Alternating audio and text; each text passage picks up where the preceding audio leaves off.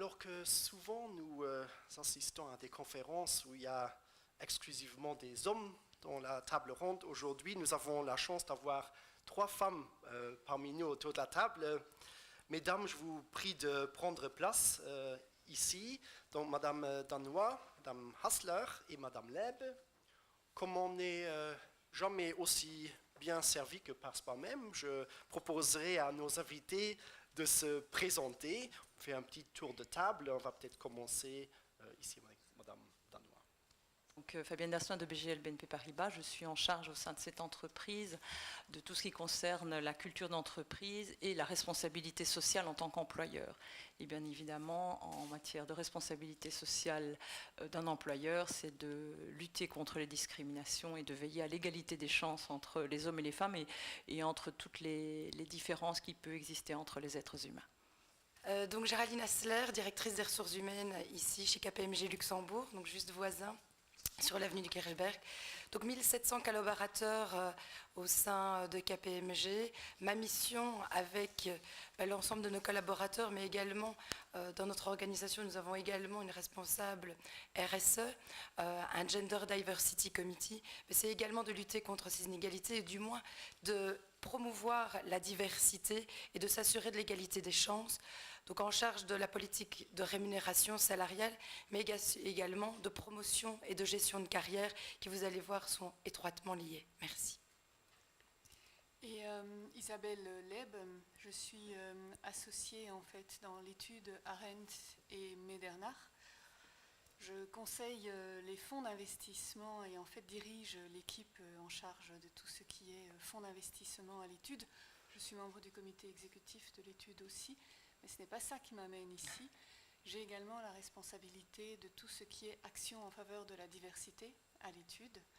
Et c'est ce qui m'a amené, notamment avec Fabienne, à lancer le Gender Diversity Lobby, à propos duquel en fait je vous parlerai un peu plus tout à l'heure. Très bien, merci beaucoup. Alors, lorsqu'une entreprise est confrontée à une problématique, que ce soit RSE ou autre, elle passe naturellement à travers différentes étapes de compréhension, d'action, d'apprentissage. Et c'est le principe même de l'amélioration continue qui est à la base de la gestion de la qualité. Et dans le guide ESR, l'INDR propose justement ces niveaux de maturité pour gérer des différentes thématiques, notamment la sensibilisation, c'est-à-dire l'entreprise essaie de comprendre la problématique, la mise en œuvre, où elle imagine des décisions et des actions concrètes, le reporting, qui est plutôt la mesure de la performance, et finalement le partage, ce que vous êtes en train de faire ici, la diffusion des solutions et des bonnes pratiques apprises. Donc je propose aussi de structurer librement notre échange autour de cette méthodologie.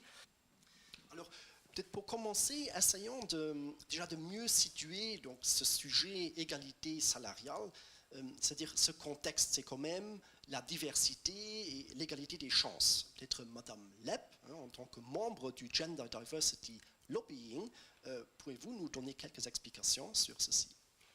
Oui, très volontiers. En fait, ce lobby est né au cours d'un déjeuner entre Fabienne, Marie-Jeanne Chèvremont et moi, où nous échangions à propos de nos expériences et de nos pratiques en matière de diversité. Et à un moment donné dans la discussion, nous nous sommes trouvés toutes les trois relativement frustrés à cause d'un triple constat que nous faisions. Le premier, c'est que Luxembourg, et nous, entreprises luxembourgeoises, nous avons besoin de talents. Et ces talents doivent être masculins, certainement, mais féminins aussi.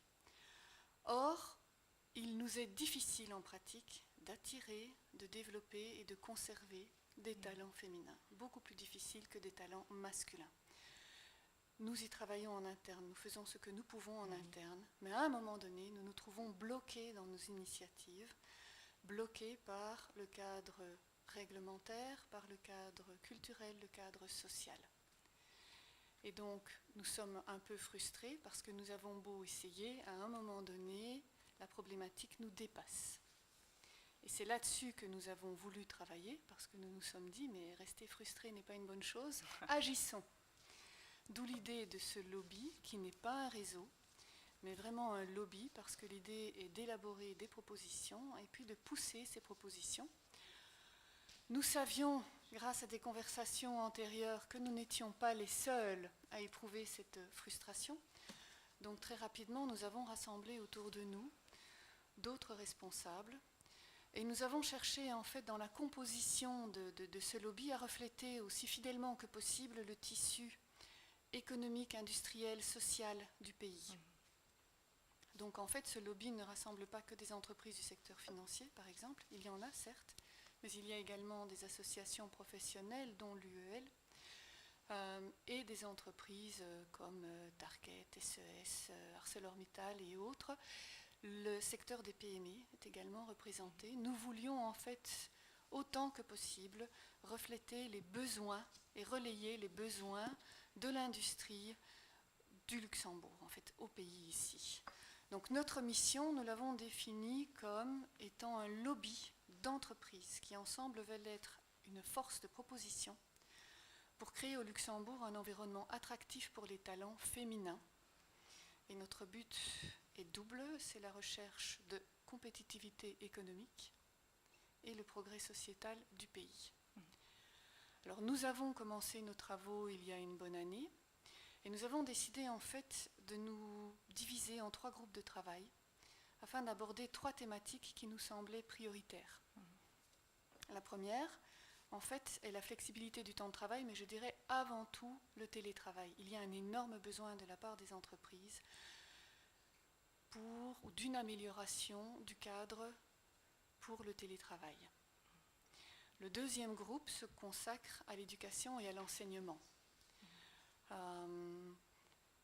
Je ne sais pas si vous avez déjà regardé les manuels scolaires de vos enfants, notamment dans tout ce qui est école primaire. Le moins qu'on puisse dire est qu'ils ne reflètent pas du tout l'état actuel de la société. Je dirais que nous voyageons 40 ans en arrière, et quand je dis 40 ans, je suis encore très gentille. Donc il y a un vrai besoin aussi d'amélioration dans ce domaine, parce que ce sont les générations de demain que nous formons et que nous conditionnons, malheureusement, pour le moment, avec un enseignement qui n'est pas tout à fait adapté. Et puis le troisième groupe de travail est un groupe de travail qui s'est consacré au soutien à la parentalité des actifs. C'est également un constat. Quand des couples, les partenaires dans un couple décident de travailler tous les deux, le moins qu'on puisse dire est qu'ils se trouvent confrontés à un défi, surtout lorsqu'ils ont des enfants à la maison. Ils ont besoin de support. Et ce support, pour le moment, ne leur est pas, je dirais, tout à fait fourni par le cadre juridique, le cadre fiscal au Luxembourg. Nous pourrions considérablement améliorer cela et donc faciliter finalement le travail des 2 partenaires dans un couple. Donc 3 groupes de travail. Je dois dire que j'ai été positivement étonnée par l'engagement et par la contribution des membres à ces groupes de travail. Nous avons eu des débats et des discussions extrêmement intéressants et nous avons élaboré des propositions qui sont maintenant finalisées et dont l'ambition maintenant est de les discuter avec les personnes qui vont pouvoir nous aider à les mettre en place, à savoir le gouvernement, les syndicats, le monde politique. On ne regarde personne ici dans la salle. Voilà. Bon, en tout cas, ici à la Chambre de commerce, et j'imagine que l'UEL partage mon avis, on est certainement ravis d'apprendre que le lobbying peut être positif et progressif, hein, et ce n'est pas donc toujours des revendications spécifiques pour garder la situation actuelle. Alors, peut-être la deuxième question, donc nous avons vu avec la présentation de M. Ries et les interventions avant, que donc, Eurostat affiche un gender pay gap pour le Luxembourg qui est actuellement de 5,4%. Notre pays se situe donc parmi les meilleurs élèves de l'Union européenne. Alors, pouvons-nous conclure qu'il n'y a pas de souci? Est-ce que, Mme Hassler, peut-être vous avez une opinion sur ceci? Alors, merci pour la question. Donc oui, vous avez vu les chiffres mis en avant au début de l'élocution. Donc en effet, 5,4%, on peut se dire, le premier chiffre, c'est 5,4% de trop. Ma première réaction, c'est de dire comment ça se fait qu'il y a encore en 2018 des inégalités de salaire. Maintenant, si on regarde sur la moyenne européenne ou les différents pays, Luxembourg est 3e. Mais je pense qu'il ne faut pas s'arrêter là, il faut continuer les efforts pour arriver à un 0. Et le plus vite possible, c'est le mieux.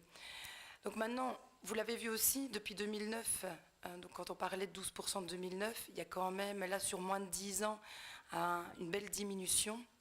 Et ce qui m'intéresse, c'était de regarder quelles sont les actions qui ont été menées au sein du pays pour pouvoir accompagner les entreprises et pour déjà éveiller un niveau de conscience.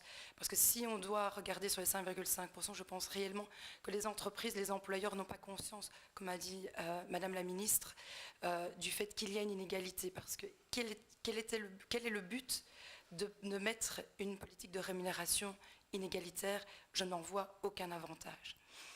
Donc maintenant, il faudrait plutôt actionner quelles sont les actions qu'on peut mener pour continuer à diminuer cet écart salarial. Et les 3 groupes de travail que Mme Leb a parlé sont vraiment fondamentaux. Et en effet, l'éducation dans les écoles, mais c'est aussi l'éducation, nous, en tant que parents. On a encore trop de croyances qu'on continue à générer entre les filles. Sois belle, tu es toute belle, on fait des photos. Donc on va générer aussi ce côté d'esthétique et de mettre la fille dans une certaine posture. Et puis les jeunes garçons, étant moi-même maman de 2 petits garçons, c'est soit fort, soit courageux, on ne pleure pas, etc. Et ce sont des croyances qu'on a là, qu'on a tous, je pense, reçues, mais qu'en tant qu'adulte et dans le monde, dans l'entreprise, en tant que collaborateur, portées à défaut. Donc ça, je pense que l'éducation, c'est vraiment là, c'est la génération de demain, et c'est un travail de long terme, mais je pense qu'il faut vraiment s'y atteler. Autre chose aussi, si on regarde le salaire, en fin de compte, c'est la finalité, selon moi, de plusieurs actions. En termes de recrutement, de sélection, est-ce que les critères, on les adapte aussi par rapport à la fonction que nous avons à combler, et également les personnes que nous allons mettre en face des candidats. Je pense que c'est important aussi, puisque chacun va avoir différents angles de vue et donc différentes approches. C'est s'assurer que les personnes qui vont recruter sont aussi bien masculins et féminins, et c'est l'ensemble du feedback qui va faire qu'on s'assure que nous avons l'égalité des chances sur l'accès au métier. Ensuite, la politique de rémunération, elle se met aussi quand on progresse dans l'entreprise. Les critères d'évaluation, de compétences, là aussi, sont uniques, sont là, mais la façon dont si nous sommes un homme ou une femme, on va avoir une sensibilité différente par rapport à ça. Et donc, il faut également changer les mentalités. On voit encore, et je pense que c'était assez intéressant de voir le graphique sur l'inégalité par rapport aux âges, parce qu'on peut arriver vite à un constat que les personnes qui ne seront pas évaluées ou pas dans une politique de rémunération, une progression salariale, les personnes qui sont en congé de maternité. On est en pleine période d'évaluation.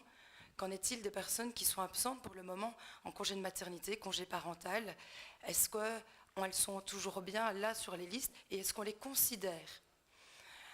Également aussi pour les promotions, on se dit elle est absente, donc loin des yeux, loin du cœur, je ne suis pas sûre que ce soit la bonne politique. Donc ça aussi, en termes de progression, et puis on l'a dit, je pense que l'accès à des métiers, à des rôles de décision est vraiment important également, qui est plus une action court terme. Donc là, vous l'avez vu, donc si on regarde chez KPMG, parce que je me suis également intéressée, nous n'avons pas une égalité à l'entrée. Nous sommes actuellement, on reçoit plus de CV masculins que féminins. Alors c'est peut-être dû au secteur d'activité, l'audit, et également la consultance. On va avoir des CV plus masculins. Par contre, c'est une tendance qui n'est pas du tout confirmée pour notre activité taxe, fiscalité, qui sont plus du secteur juridique, où là, on le voit, on a une égalité de CV qui est représentative aussi de la population au sein des universités et des écoles. Maintenant, par rapport à ça, j'ai perdu le fil, mais c'est en fait de se dire que l'accès aux promotions, donc chez KPMG, 41% de femmes, 59% d'hommes. Alors, est-ce qu'il faut avoir 50-50? J'en suis pas sûre. C'est de s'assurer, comme je vous l'ai dit, d'assurer que tout le monde a l'égalité des chances. Si maintenant je regarde combien de personnes j'ai dans le monde partnership, c'est-à-dire de décision, on arrive à 28% de femmes.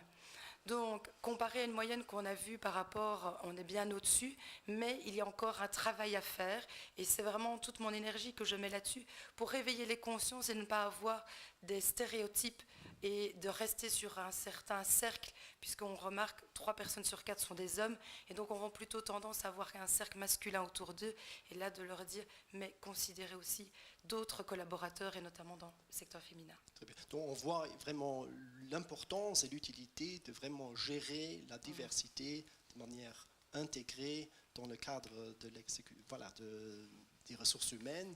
Et là, on voit la responsabilité réelle des entreprises qu'ils ont sur la perception des valeurs existantes dans la société. Et donc, en effet, si on devient conscient de ces stéréotypes qui existent, on peut essayer d'influencer.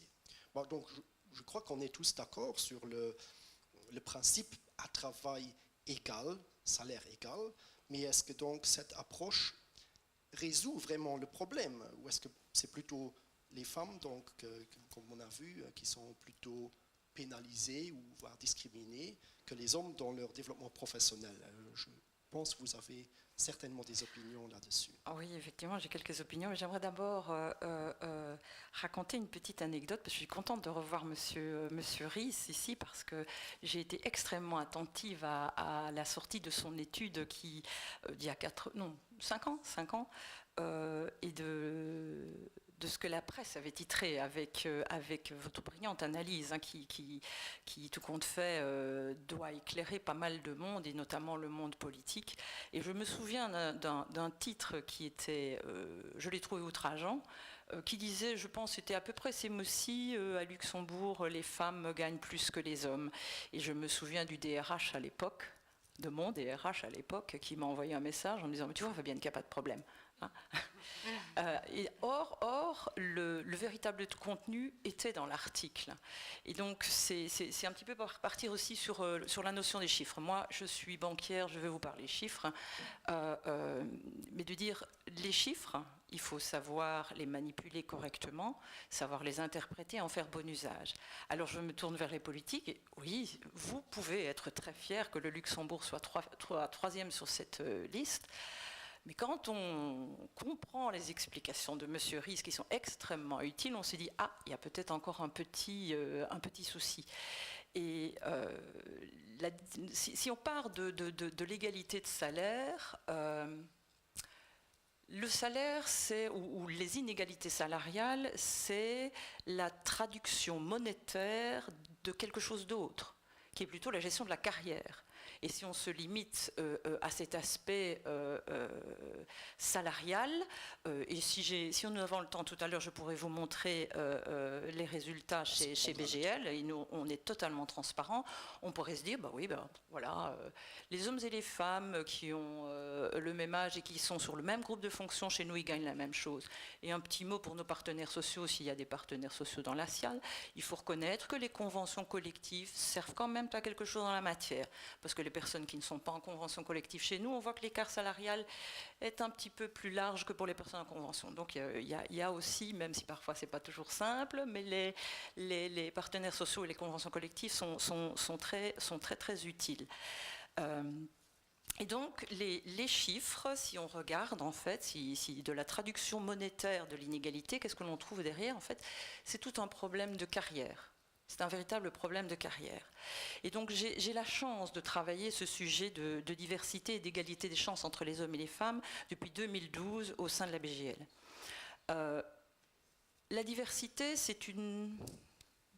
un concept multifactoriel, et j'ai eu la chance de voir l'évolution des approches. La première approche que les entreprises ont dans la matière, c'est surtout c'est de la responsabilité sociale. Certes, c'est sûr, mais c'est une première étape. Et alors, l'approche qui en est faite, c'est de dire on va sensibiliser. Alors, on sensibilise. Mais avec le temps, on se rend compte que ce qui ne se mesure pas ne se concrétise pas. Et donc l'évolution en termes de maturité pour une saine gestion de la diversité, c'est alors de mesurer, d'entrer vraiment dans le dur. Qu'est-ce qui se passe dans mon entreprise, de véritablement regarder les chiffres en détail sur tous vos processus ressources humaines, le recrutement, l'accès à la formation, les promotions, la façon dont vous sélectionnez vos processus talents. Mon Dieu, c'est super important parce que c'est ça qui va gérer votre flux. Et je dois dire, là aussi, vers les politiques, quand même, une chose qui nous a été très utile, c'est vrai, l'évolution de la loi en termes d'obligation de l'entreprise de prouver qu'elle a fait ce contrôle était très utile. Expérience BGL, le conseil d'administration, chez nous, a pris conscience de sa responsabilité en la matière. Et dès lors qu'un conseil d'administration intègre l'importance du sujet, alors les choses commencent à bouger à l'intérieur, je puis vous assurer. Donc, premier élément important, factualisez les choses chez vous. Creusez vos chiffres, regardez, analysez. Deuxième élément, la diversité, oui, c'est de la responsabilité sociale. C'est surtout la responsabilité du conseil d'administration et du comité exécutif de s'assurer que les choses évoluent. Et tout cela en mettant des indicateurs de performance dans vos procédures. Donc nous avons, au sein de la BGL, fait beaucoup de sensibilisation, énormément. Maintenant, nous avons aussi une politique qui est valable dans l'intégralité du groupe BNP Paribas, qui sont des objectifs. À nouveau, je répète, ce qui ne se mesure pas n'existe pas, hein, what gets measured gets done, en fixant des objectifs, et je dis bien objectifs, la notion de quota a une perception extrêmement négative. L'objectif, le quota, si vous n'y arrivez pas, vous avez un coup de bâton. Hein. L'objectif, si vous y arrivez, vous avez une carotte. L'approche est tout à fait différente, mais elle est beaucoup plus motivante et beaucoup plus constructive. Et donc au sein du groupe BNP Paribas, nous avons des objectifs concrets en matière de mixité dans la prise de décision. Et ça, c'est valable dans l'ensemble du groupe. Donc chez nous, à Luxembourg, Carl Othil a une responsabilité personnelle pour faire évoluer la mixité dans ses organes de décision. Cette première approche d'objectif au plus haut niveau a déjà donné ses résultats. Et on le voit d'ailleurs chez nous, nous sommes passés en 5 ans de 18% à 30% de femmes cadres. Au niveau des cadres supérieurs, on a encore un petit effort à faire, mais là nous sommes à 25% de femmes de senior managers, comme nous appelons cela, alors que l'on venait quand même de très très loin. Étape supplémentaire, là on s'est dit ok, mais si on ne fixe uniquement des objectifs sur les fonctions supérieures, bah, vous devez travailler avec le stock que vous avez. Hein. Et il y a une belle expression à Luxembourg qui dit « il faut danser avec les filles qui sont tombales », et ben, ça s'illustre parfaitement dans notre contexte. Donc on a pris conscience en disant « mais attention, alors nous devons aussi professionnaliser nos parcours ». Hein. Donc il faut créer le flux. Vous avez votre stock, le stock est limité, donc essayez de créer un flux. Allez chercher des pépinières, d'abord s'assurer, et nous avons le même problème en matière de recrutement, le secteur financier semble être un petit peu moins sexy pour les filles, donc nous avons un problème d'image. Nous devons aussi vers l'extérieur montrer que nous sommes une entreprise qui est intéressante pour les profils féminins, et en tout cas les profils féminins qui veulent faire carrière, parce que nous avons quand même un personnel à 50-50 hommes et femmes. Et puis surtout, je l'ai déjà cité tout à l'heure, les programmes talents. Hein, les jeunes pépinières, les jeunes pousses, les intermédiaires et les niveaux les plus élevés. Nous avons là aussi des objectifs très clairs de mixité qui sont suivis par les ressources humaines. Donc j'insiste, le message que je veux vous faire passer là maintenant, c'est vraiment la gestion de la diversité. C'est de la responsabilité sociale de l'employeur, mais ça se gère comme n'importe quel sujet de business. Ça se mesure, ça se déploie, ça nécessite un reporting régulier. Et comme tout sujet de business, ça doit être la responsabilité du CEO de l'entreprise. Voilà, donc il faut un leadership. Hein. Vous avez parlé aussi de carottes et de bâtons. Bon, il existe cette loi du 15 décembre 2016 sur l'égalité salariale.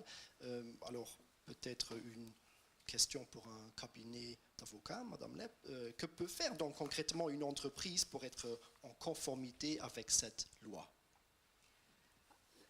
la réponse, en fait, sur le plan juridique, si je la résume, elle est extrêmement simple. Et Fabienne, tu n'hésiteras pas à intervenir là-dessus aussi en tant que praticienne de cette loi.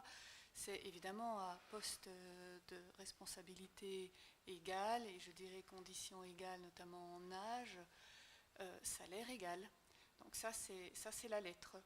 Maintenant, c'est facile sur le papier. En réalité, ça devient déjà un peu moins évident. Et je peux déjà vous parler de notre expérience en tant que cabinet d'avocats chez nous. La rémunération, finalement, de nos fee earners, donc essentiellement les juristes chez nous, a deux composantes. Une composante fixe et une composante variable, le bonus. Alors la composante fixe, c'est très facile. Nous avons des grilles salariales. Nous les appliquons de manière, je dirais, complètement égalitaire. Nous ne regardons pas si nous avons affaire à un homme ou une femme, peu importe, je dirais. Ça, c'est la partie facile. Vient ensuite la partie variable, qui représente quand même une partie assez significative de la rémunération chez nous.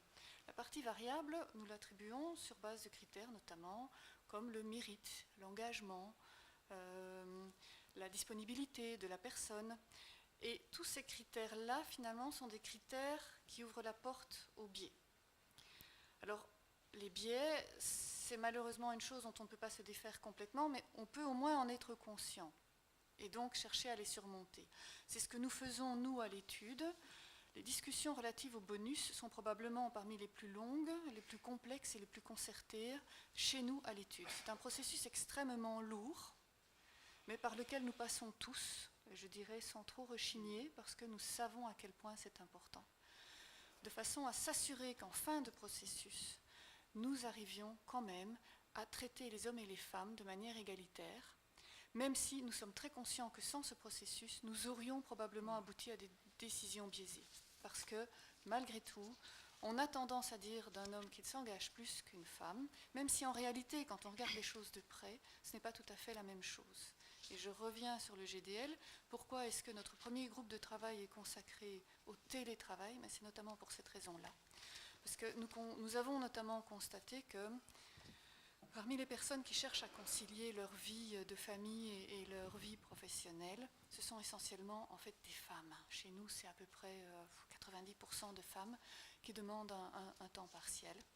Et c'est finalement une décision qui parfois est assez injuste. Nous voudrions au moins pouvoir leur offrir une alternative. Et l'alternative est le télétravail. Et pourquoi est-ce que le temps partiel est quelque chose d'assez injuste et que personnellement je n'aime pas tellement?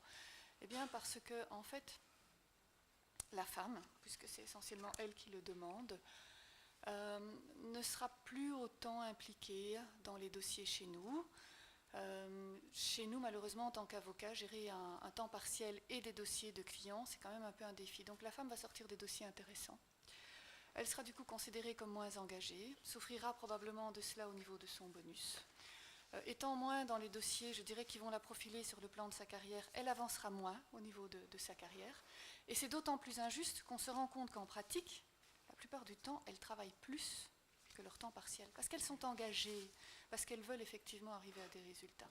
Et donc c'est extrêmement injuste. C'est pour cela que nous, à l'étude, mais les autres entreprises qui font partie de ce lobby, et il y en a une bonne quarantaine, dont je disais également des associations professionnelles, et j'en profite pour mentionner l'INDR aussi, qui a également son représentant, sa représentante chez nous, eh bien, ces entreprises voudraient vraiment avoir le télétravail en tant qu'alternative viable et facile à utiliser. Donc voilà la réponse par rapport à la lettre de la loi. Maintenant, l'esprit de la loi est tout à fait autre chose, évidemment, et je reviens sur les discussions de Fabienne et de M. Ries. Nous nous rendons compte quand même à l'étude que si en pratique nous respectons la loi, et je peux le dire parce que nous participons à ce programme Action positive du ministère de l'égalité des chances, donc nous avons fait l'objet d'une enquête menée par des consultants extérieurs qui ont regardé notre politique salariale et qui nous ont confirmé que nous étions effectivement conformes à la loi, même si donc nous respectons la lettre de la loi. Je dois avouer que je ne suis pas sûre que nous en respections tout à fait l'esprit. Et ce n'est pas non plus entièrement de notre faute, je reviens sur le lobby. En fait, ce dont nous nous rendons compte, c'est que dans les tranches supérieures de salaire, nous avons très peu de femmes. Alors, nous n'avons pas le même problème que KPMG et BGL BNP Paribas, parce que nous attirons plus de femmes. Je dirais, à la base, nous avons à peu près 60% de femmes, 40% d'hommes. En termes de recrutement, nous recevons énormément de CV de femmes. La profession juridique, visiblement, est une profession très féminine. Par contre, je dirais à l'arrivée, quand nous regardons maintenant le nombre d'associés, nous avons à peu près 18% de femmes. Donc entre 60% au départ et 18% à l'arrivée, il y a quand même beaucoup de pertes en route. Ce n'est pas parce que nous refusons de nommer des femmes associées, bien au contraire, c'est simplement ce que disait Fabienne. Nous n'avons pas assez de candidates parce que nous perdons trop de femmes en route. Et donc c'est ce sur quoi nous voulons absolument travailler. Notre problème n'est pas de les attirer, le problème que nous avons, c'est de les développer en créant un cadre finalement dans lequel elles se sentent à l'aise et de les conserver du coup. Et donc ça c'est notre défi et c'est en cela que nous travaillons pour respecter l'esprit de la loi parce que notre objectif ultime c'est qu'il y ait effectivement une répartition, je dirais 50-50 au niveau salarial entre hommes et femmes, ou je dirais peut-être même à l'avenir 60% ou 40% pour refléter finalement l'embauche, mais que nous ayons davantage d'égalité entre hommes et femmes au niveau de la répartition de notre enveloppe salariale globale. Parce que pour l'instant, nous n'y sommes pas, mais nous respectons la loi. Je vais vous donner la parole directement, mais je pose peut-être une question plus générale. Donc, la question centrale, vraiment, la mise en œuvre de cette thématique, comment, finalement, dans vos entreprises, vous avez essayé de mettre ça en œuvre et quelles sont peut-être les difficultés rencontrées? Comme ça, on va faire un petit tour de table et chacun, je vous donne la parole. Mais il y a quand même eu quelque chose qui m'a interpellée et je ne peux pas laisser passer. Hein, c'est le sujet du temps partiel. Il ne faut pas être contre le temps partiel. Le temps partiel est un progrès sociétal qui est utile. Hein. La limite du temps partiel, c'est qu'il en est devenu un piège pour les femmes. Hein. Et si on fait la même chose avec le télétravail en disant on fait le télétravail pour que les femmes puissent garder leurs enfants, on va accentuer le problème. On va accentuer le fait que les rôles sociaux, c'est madame s'occupe des gosses, monsieur fait carrière. Donc là, je ne peux m'empêcher d'intervenir sur ce sujet parce que pour moi, c'est capital. Et donc, s'il y a quelque chose à faire, c'est peut-être davantage, mais là, c'est pas toujours facile pour les entreprises, mais au même titre que ce qui a été fait pour les congés parentaux, congé parental, à nouveau, magnifique progrès sociétal, Bardaf, nouveau piège pour l'égalité entre les hommes et les femmes, parce que c'est madame qui l'a pris, parce que c'était madame qui avait le petit salaire, et puis parce que c'est mieux que ce soit madame qui gardait les enfants. On a déjà vu, je peux vous l'illustrer avec les chiffres de notre entreprise, grâce à l'évolution de la loi, et ça il faut le dire, c'est un excellent progrès que le vote de cette loi sur la refonte du congé parental.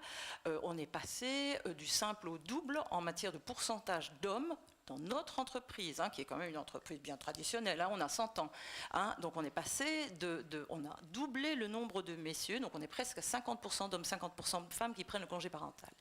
Et je pense que si on arrive vraiment, le sujet de la flexibilisation du temps de travail, ça ne doit pas être pour les femmes, ça doit être pour les hommes et pour les femmes. Et s'il y a un travail à faire là, et ça certainement le Gender Diversity Lobby va aussi insister en la matière, c'est il ne faut pas recréer des pièges féminins comme le temps partiel, le congé parental ou pourrait le devenir le télétravail. Et ça, c'est vraiment un message puissant à donner aux associations et au pouvoir politique. Très bien, merci pour ce message. Oui, en plus, nous avions vu sur le graphique de M. Ries que depuis 2014, ça stagnait un peu, hein, c'est un plateau, mais peut-être ça ne reflète pas encore vraiment l'impact de la loi qui a été votée un peu plus tard. Les prochaines statistiques, j'imagine, vont nous dire plus. Peut-être je vous donne la parole pour expliquer alors votre politique par rapport à ce sujet. Oui, il y a des choses qui sont très intéressantes qui ont été partagées, que j'ai également envie de rebondir, notamment sur les 60% de femmes à l'entrée, 18% qui sont à l'arrivée, parce que je pense qu'on le vit chacun d'entre nous dans les sociétés. Peut-être que vous, quand vous regardez vos chiffres, vous avez un peu des tendances particulières. Ce que nous, on remarque, on a 4 générations au sein de l'entreprise. La cohabitation de 4 générations, c'est déjà un challenge. Et quand on regarde sur les personnes qui sont dans le haut de la pyramide, j'ai envie de dire, principalement masculins, et quand on regarde leurs modèles familiaux, eh bien, dans la plupart des cas, leur épouse à sacrifier leur carrière, rester à la maison pour gérer toute la logistique et les enfants, etc. Donc ces hommes-là n'ont pas eu de difficulté à mener leur carrière sans, voilà, et à démontrer et à s'engager, etc. Chose que vous devez le voir, la société évolue. La société change et on remarque qu'on a des modèles familiaux qui apportent plus de scénarios. Je partage mon expérience personnelle. Donc voilà, c'est vrai que la fonction que j'ai à 100%, difficile à gérer à 80% parce que je pense que tout sera proratisé, mais je ferai 100% du travail aussi. Ça, c'est aussi l'autre piège. Difficile d'adapter sa charge de travail par rapport au temps de travail. Donc, une fonction qui est très exigeante, les 40 heures par semaine, je pense, je ne les ai jamais faites. Ça demande bien plus d'engagement. Mais quand j'ai accepté ce poste-là, mes enfants avaient 2 et 4 ans. Donc c'est vrai qu'il a fallu gérer ça. Je suis frontalière, donc j'ai aussi les trajets en Belgique. Mon mari est chef d'entreprise d'une PME. Et donc ça a été une décision de couple parce qu'on n'a pas fait des enfants non plus pour mener nos carrières et être égoïste et les avoir à l'école, à la garderie ou chez une nounou et juste de les avoir pendant les congés scolaires ou encore les week-ends. Donc ça a été des grandes discussions et qu'est-ce qui s'est passé? C'est que mon mari, en tant que chef d'entreprise, a décidé de revoir sa façon de faire. Et c'est plutôt lui qui joue le rôle un peu de femme il y a quelques années pour me laisser parfois la liberté de mener, d'être là-dessus. Donc qu'est-ce qui se passe? C'est qu'il agence totalement différent. Il a promu aussi, il a mis des personnes pour plus l'équiper, l'entourer, pour lui pouvoir lever le pied. Et je pense que c'est aussi un beau message qu'il donne à ses collaborateurs, de dire même le chef d'entreprise peut le faire différemment. Ça, c'en est un. Il y a d'autres histoires. Je pense que la loi aussi sur le congé parental a fait beaucoup de bien. Le fait d'apporter cette flexibilité, mais elle ne peut que fonctionner si les mentalités en interne puissent laisser place aux hommes de demander le congé parental. Qu'est-ce qu'on a vu? Donc, nous, on a remarqué une augmentation assez importante de la demande du congé parental par l'homme. On est passé de 12% à 23% cette année. Donc, c'est-à-dire 23% des congés parentaux que nous avons actuellement sont pris par des hommes. Comme en Scandinavie, justement. Exactement, c'est presque obligatoire de le prendre. C'est ça qu'il nous faudrait. C'est ça qu'il nous faudrait. Voilà. Et donc, quand on discute avec eux en disant mais pourquoi parce qu'ils le prennent le 6 mois ou les 4 fois un mois, on leur dit et pourquoi ça n'a pas été fait plus tôt? Ils n'avaient pas toujours le confort d'initier les discussions avec leur responsable masculin en disant est-ce que ça va avoir un impact sur ma carrière, aussi sur mon image d'homme. Et d'avoir cette envie de mener aussi un projet privé. Donc les grands messages à donner, parce que je pense on fait tous face à ça, de manière égale ou pas égale à cette politique de diversité. Mon conseil, c'est je pense qu'il faut regarder un peu la culture de votre entreprise, les challenges dont vous faites face, les forces dont vous avez et de mener une politique là-dessus. Je pense qu'il y a aussi, on recrute de plus en plus de profils technologiques ici à Luxembourg. On est tous menés à ça. Ce qu'on remarque aussi, c'est un métier qui est généralement tenu par des hommes. Et donc, c'est d'avoir aussi des rôles modèles. Nous, on n'hésite pas. On a des développeurs féminins, on a des personnes qui gèrent la sécurité informatique féminin. Certes, ça reste encore en minorité, mais on n'hésite pas non plus à les exposer dans les écoles pour dire, voilà, oui, on a l'impression que ce sont des métiers plutôt masculins, mais non, vous avez possibilité de faire. Et vice-versa, j'ai envie de dire. Secrétariat, par exemple, on a tendance, aux ressources humaines, penser que c'est féminin. Non, nous avons aussi des hommes qui font des carrières. Je n'ai pas envie d'avoir cette posture féministe, c'est plutôt d'avoir cette parité, d'avoir des rôles modèles pour pouvoir donner la vision et que les jeunes puissent se projeter dans l'avenir et de dire c'est possible. Oui, certainement, ces actions positives sont partagées, notamment Madame la ministre qui a mis en place tout un service pour ceci. J'aimerais donner encore un dernier témoignage, donc une possibilité de témoigner Madame Lepp au même sujet. Merci. Et parce que le temps, malheureusement, il ne s'arrête pas. Et éventuellement, on aurait encore une question du public avant de clôturer. Merci. mais peut-être également un partage d'expériences personnelles, parce que j'ai l'impression que la mienne est encore différente. Mon mari est un de mes associés en fait, donc nous avons fait tous les deux le choix d'une carrière et finalement qu'aucun des deux ne sacrifie sa carrière à celle de l'autre. Nous avons 2 enfants, lesquels réussissent bien à l'école et ne sont pas encore dans la drogue. Donc je pense qu'il est possible d'y arriver. Ça demande énormément d'organisation, ça demande beaucoup de discipline, je dois le dire aussi, beaucoup de support à la maison. Ça demande également une forme de résistance à la pression sociale, parce que j'ai souvent entendu des questions du genre « mais ça va, et tes enfants ?» Oui, ça va très bien.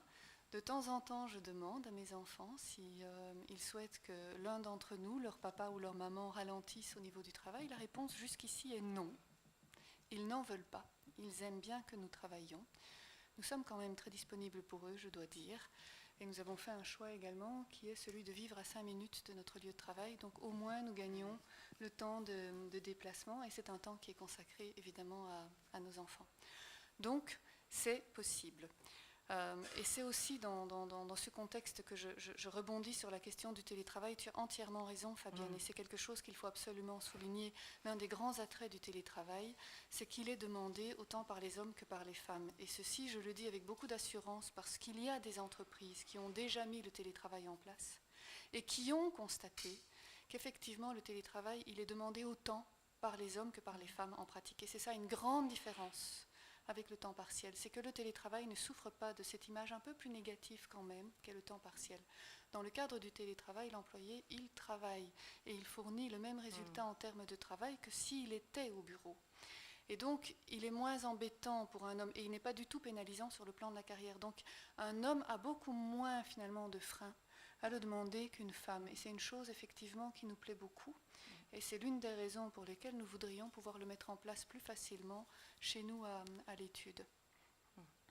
Pour ce qui est maintenant concrètement, comment nous faisons pour faire monter les femmes et les développer chez nous, bien, je dirais, nous avons plusieurs démarches, nous avons initié plusieurs démarches à cet égard. Bon, nous avons évidemment créé un réseau chez nous qui parle beaucoup de tout ce qui est diversité. Ce réseau, c'est finalement un moyen pour nous d'impliquer les personnes chez nous, de faire remonter des messages et de faire circuler l'information. Nous avons également des mentors, nous mettons en place des formations, du coaching, aussi bien pour les femmes que pour les hommes d'ailleurs, parce que, et ça c'est très très bien, pas mal d'hommes chez nous se rendent compte que les femmes dans leurs équipes fonctionnent autrement que les hommes dans leurs équipes. La plupart du temps, pour le moment encore, ces chefs d'équipe sont des hommes. Et ils nous disent, oui, on se rend compte que les femmes fonctionnent autrement. Comment est-ce qu'on fait, nous? Parce que finalement, on ne comprend pas exactement. Une femme, par exemple, pendant une réunion, elle va moins parler. Elle va attendre d'avoir quelque chose à dire, quelque chose d'utile à dire pour parler. Nous avons remarqué également, et c'est très intéressant, des études l'ont confirmé, une femme en réunion va parler beaucoup plus vite qu'un homme. Pourquoi? Parce qu'elle sait qu'elle sera coupée. Une femme est beaucoup plus vite coupée dans ce qu'elle dit qu'un homme. Et donc la femme parle très vite. Mais quelque part, ça dévalorise aussi son message. Elle est plus difficile à comprendre. Elle est presque stressée quand elle parle. Alors qu'un homme, on remarque chez nous, va prendre la parole même s'il n'a pas grand-chose à dire, mais il va prendre la parole. Moi, je ne veux certainement pas vous couper. Mais malheureusement, on est presque arrivé à la fin de notre échange. Par contre, Madame Dasnois nous a apporté quand même un aperçu, une illustration du Logiplux, et on aimerait quand même le montrer brièvement. Vous pouvez peut-être le commenter. Je voulais juste illustrer concrètement un moyen de vous conformer à la loi, de vous montrer que la loi est utile et de vous en montrer aussi les limites. Donc normalement, voilà, de vous en montrer aussi les limites. Donc je vous présente ici en toute transparence ces 2 extracts du rapport Logip. Donc si vous travaillez avec le logiciel qui est gracieusement mis à disposition des entreprises sur le site du ministère de l'égalité des chances. Et l'égalité des chances, c'est vraiment le bon nom parce que ce n'est pas un sujet d'égalité de salaire. Si on a les mêmes chances, on aura le même salaire. Et je voulais simplement vous montrer deux extracts des conclusions que vous pouvez obtenir. Et permettez un instant que je vais jeter un œil à ce que vous montrez. Voilà. de ce que vous pouvez obtenir, parce que vous devez vous mettre en conformité avec la loi. Donc, le GIP, de quoi s'agit-il? C'est un logiciel statistique. Donc un logiciel, ça se nourrit de quoi? Ça se nourrit de chiffres. Il vous donne de la valeur si la qualité de vos chiffres est irréprochable. Donc ça veut dire que les personnes qui auront injecté les données dans ce système doivent être sûres de leurs données. Il y a un petit travail de structuration pour savoir comment vous voulez le mettre, mais je puis vous assurer que ce qui en sort est assez intéressant. Alors, je suis content d'avoir revu les chiffres de M. Ries, parce que vous allez voir la première conclusion que nous dit le GIP, eh bien, voilà, la différence, l'écart salarial brut entre toute la population des hommes et toute la population des femmes se situe à 18,9%. Donc c'est, je ne sais plus, mais le secteur de la finance était... Voilà, donc on est dans la moyenne. Maintenant, l'avantage de l'OGIP, et c'est ce que ne savent pas faire les chiffres au niveau européen et qui pourraient prêter à de mauvaises interprétations, comme ce journaliste qui avait mis cette horreur en disant que les femmes gagnaient plus. À quoi sert cet outil? C'est comme c'est un outil statistique. Vous y avez injecté l'âge des dames, enfin l'âge de vos employés, vous avez injecté le diplôme de vos employés, vous avez injecté la fonction qu'ils ont, le système a pu calculer l'expérience professionnelle potentielle, donc vous avez injecté des données purement factuelles, et l'outil, qu'est-ce qu'il fait? Il fait des régressions linéaires, et je n'ose pas utiliser des termes statistiques parce que là j'ai un statisticien, qui vous décortique ce salaire brut, qui en l'occurrence chez nous était de 18,9%, et ça, c'est la page suivante, en des facteurs explicables, et le dernier n'est pas explicable, c'est le facteur genre, donc le sexe. Et donc chez nous, que nous dit notre système, et c'est là où il y a peut-être la limite de la loi, et la limite peut-être de ceux qui en feraient un usage un petit peu superficiel. Que nous dit le GIP? Il dit, bon, tout compte fait, globalement, chez vous, donc, pour expliquer le tachymètre, si l'aiguille va sur la gauche, c'est en défaveur des femmes, si elle va sur la droite, c'est en défaveur des hommes. Donc ici, il y a une information, globalement, la population chez nous, hommes et femmes, a plus ou moins le même niveau moyen de diplôme. Années d'expérience, comme notre population, la moyenne d'âge, hommes et femmes sont plus ou moins les mêmes. Expérience, pareil. L'ancienneté dans le service, dans la BGL, il n'y a pas de distinction. Position professionnelle, c'est est-ce qu'il y a des responsabilités hiérarchiques, des responsabilités managérales de la population? Tout compte fait, on se rend compte que chez BGL, il y a autant d'hommes que de femmes qui gèrent des équipes. Le cinquième, que dit, et c'est là que ça rend très heureux les DRH, et c'est là la limite de la loi, ici on dit, écoutez, tout compte fait, l'écart salarial net s'élève à seulement 2,9%. Donc l'écart salarial net, je pense que l'outil, le GIP, la société explique qu'en dessous de 5% d'écart salarial net, la différence est quelque chose qui est acceptable. Donc, un DRH qui en ferait, ou un conseil d'administration qui en fera un usage limité pourrait dire, ok, on ferme le bouquin, le problème est résolu chez nous. Ce qui est extrêmement intéressant avec l'outil ici, si vous avez mis correctement vos données, c'est ce dernier chiffre que nous avons découvert chez nous, c'est qu'en fait la majorité de l'écart salarial brut entre les hommes et les femmes dans notre entreprise est due au niveau d'exigence du poste. Alors je vois que M. Ries semble connaître l'outil. Le niveau d'exigence du poste, de quoi s'agit-il? C'est le niveau d'expertise ou la complexité du job, sans tenir compte de la fonction managérale.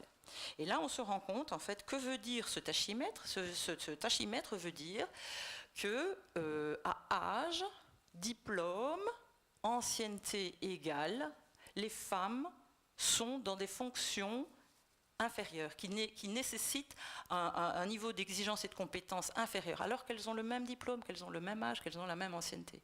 Et donc c'est là où j'ai dit la limite de la loi, c'est que les personnes qui veulent se dire, qui font du tick box et disent « je suis compliant », ils disent ici on est compliant. Maintenant, si on est socialement responsable en tant qu'employeur, on creuse ce dernier niveau qui effectivement cette notion de plafond de verre. Et le mot plafond de verre, en fait, ce qui est important dans ce terme, c'est qu'il est en verre. On ne dit pas plafond d'acier, on ne dit pas plafond de béton, il est en verre parce qu'on ne le voit pas. On ne le perçoit que quand on le touche. Et d'où l'importance qu'il y ait des personnes qui mettent ce plafond de verre, qui le rendent en béton, en tout cas ou qui mettent, vous savez, les petites hirondelles qu'on voit pour empêcher les oiseaux d'aller dans les intubruits, pour que l'entreprise puisse voir cela. Et pour ça, il faut entrer dans vos chiffres et dans vos données. Et pour corriger tout cela, c'est toutes les pratiques que vous devez mettre et l'objectivation de tous vos processus RH, comme je vous l'ai dit tout à l'heure, dont notamment une objectivation claire et nette de l'attribution des augmentations de salaire et des bonus. Merci beaucoup pour ce témoignage. Je pense, oui, on peut applaudir certainement nos invités. Vous aurez compris, on n'a malheureusement plus le temps de prendre des questions du public, mais il me reste à remercier en tout cas les invités, tous les partenaires de votre présence, de votre engagement.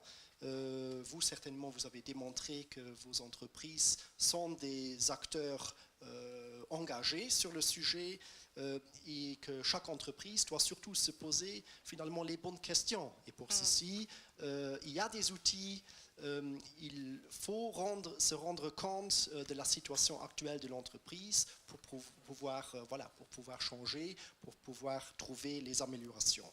Alors j'espère que les échanges d'aujourd'hui ont contribué à promouvoir l'égalité des chances et surtout l'égalité salariale entre femmes et hommes et qui aideront donc les entreprises à mieux gérer cette thématique essentielle qui est donc pas seulement une obligation éthique mais une obligation légale.